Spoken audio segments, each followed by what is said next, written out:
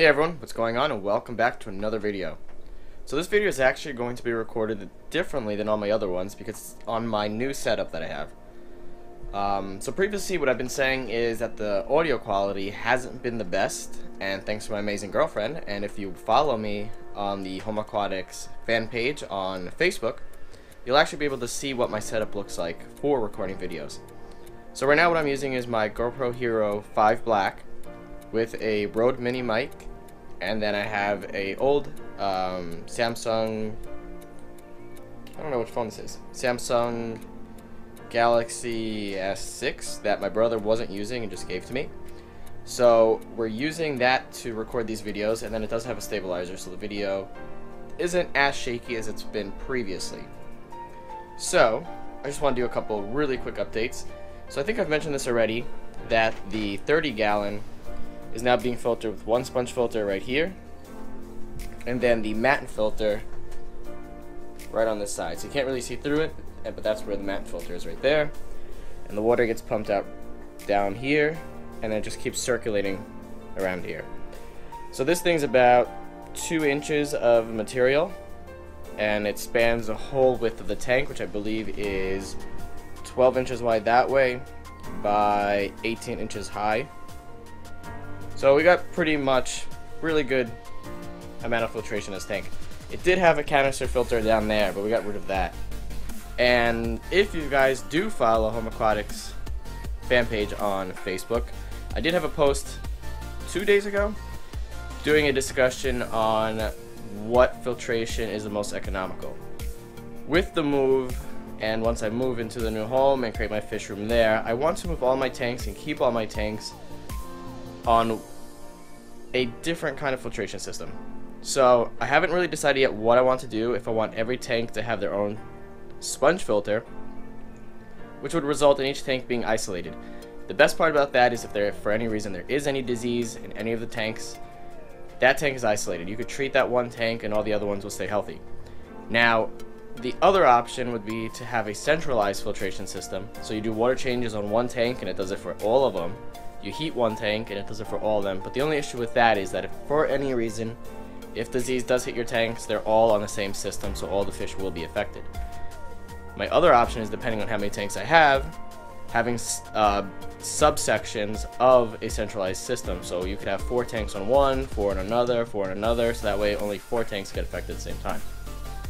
Still discussing that and trying to figure out how I want to go about that, so drop comments below and check out those posts on Facebook to continue a discussion there, and we'll see how far those go. We do have some fry that I put in this tank just to separate them, and the rest are still in the main tank to be raised out with the parents. And then we have a crazy amount of shrimp. So this whole bottom right here right now is all shrimp because I just gave them food to eat, so they're all freaking out right there. And then more shrimp over here. So these are the red ones that I've been selectively breeding. A few more blues in this one, and then this tank you can't see inside, but there is, I'll shut off this light so you guys can see it. So that red light is connected to a Santa Monica filtration system.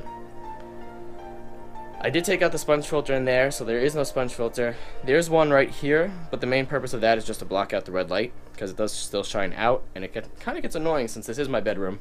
And when I want to sleep, I don't want the lights on. In the future, when we move, these tanks will not be in the bedroom. They will be in their own dedicated section. So that won't be a problem. I've had it running for about a week now. I checked it 2 days ago to see if anything has grown on the material the way it's supposed to, but it hasn't yet. And the goal with that is to see if I could grow my own fish food.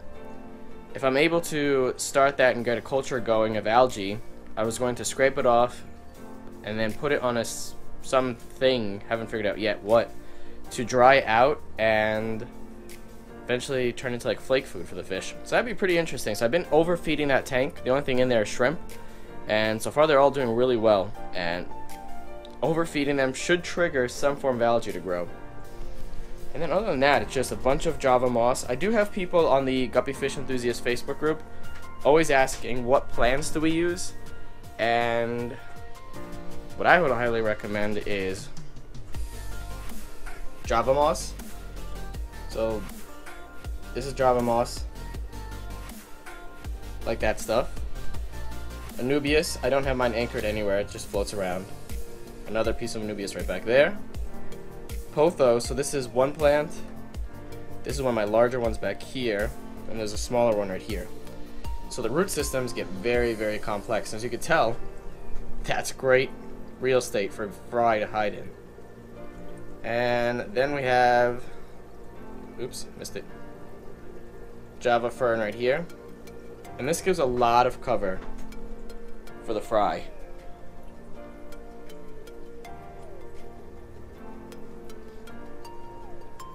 And then I also have some more Java Anubias right down here. This one's actually anchored to some wood. And this is mostly where some of these shrimp hide. So there's a shrimp right there. The Home Aquatics logo. But yeah, the shrimp do hide underneath that log. If you look very closely, I don't know how well you can see, it's kind of dark down there because the plants block most of the light. But there are some shrimp down there eating also.